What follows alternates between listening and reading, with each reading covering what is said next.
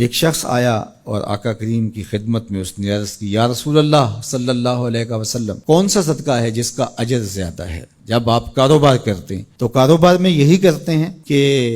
میں انویسٹمنٹ وہاں کروں جہاں نفع زیادہ آئے، تو یہ بھی اللہ سے تجارت ہے، ایسی تجارت جس میں نقصان نہیں ہے۔ نقصان تو یہ طے ہے نہیں ہوگا، لیکن نفع زیادہ آئے یہ تو آرزو ہو سکتی ہے تجارت کرنے والے کی۔ تو اس نے حضور کی خدمت میں آ کے سوال کیا، فرمایا کہ بہترین صدقہ وہ ہے اجر کے اعتبار سے،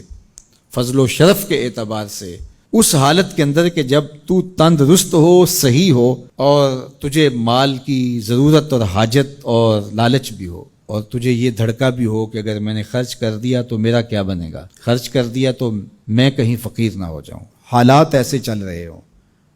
کساد بازاری کا دور ہو، اور تجھے یہ ڈر ہے کہ اگر میں خرچ کیا تو میں خود بھی تو فقیر ہو سکتا ہوں، اور تجھے اس پیسے سے جو تو خرچ کر رہا ہے نفع بخش کوئی کاروبار بھی مل سکتا ہے، اس سے تیرے رزق میں اور تیرے کاروبار میں اضافہ بھی ہو سکتا ہے، لیکن اس کے باوجود تو کرے، تو فرمایا یہ افضل صدقہ ہے۔ وَلَا تُمْهِلُ حَتَّى إِذَا بَلَغَتِ الْحُلْقُومَ قُلْتَ لِفُلَانٍ كَذَا وَلِفُلَانٍ كَذَا وَقَدْ كَانَ لِفُلَانٍ، نہ یہ کہ جب تیری سانس اکھڑ رہی ہو اور آخری ہچکیاں آ رہی ہوں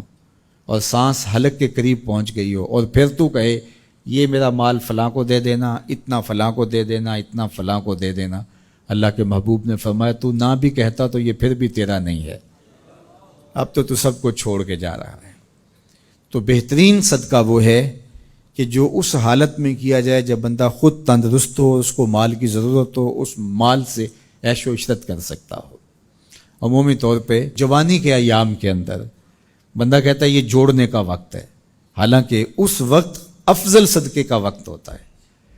خدا کی راہ میں خرچ کرو، خدا نے یہ نہیں کہا کہ سارا ہی خرچ کر دو، یہ تو کسی کو اعزاز ملتا ہے، یہ تو صدیق اکبر کا اعزاز ہے۔ حضور علیہ السلام کی خدمت میں ایک اور شخص بھی آئے اور انہوں نے بھی سارا مال دینا چاہا، تو آقا کریم نے فرمایا نہیں، سارا خرچ نہیں کرو، اپنے بچوں کے لیے بھی رکھ لو۔ یہ اعزاز صرف حضرت ابوبکر صدیق رضی اللہ تعالیٰ عنہ کو دیا۔ اللہ اکبر۔ کہا کہ میرے دیے ہوئے سے کچھ دو، اب تمہاری مرضی ہے، تم جتنا دے سکتے ہو۔ وہ جوانی میں جب تم صحیح ہو، تندرست ہو، اس وقت تم راہ خدا میں خرچ کرو۔ شہیہن، تمہیں خود لالچ ہو، انسان کہتا ہے کہ اب میں پیسے جوڑوں گا تو جوڑتے جوڑتے جوڑتے میں بہت جو ہے وہ بہتری کی طرف چلا جاؤں گا، لیکن صدقے کو ان حالات کے اندر بھی ترک نہ کرے۔ تیسرا، تخش الفقرہ، کہ تمہیں فقر کا اندیشہ ہو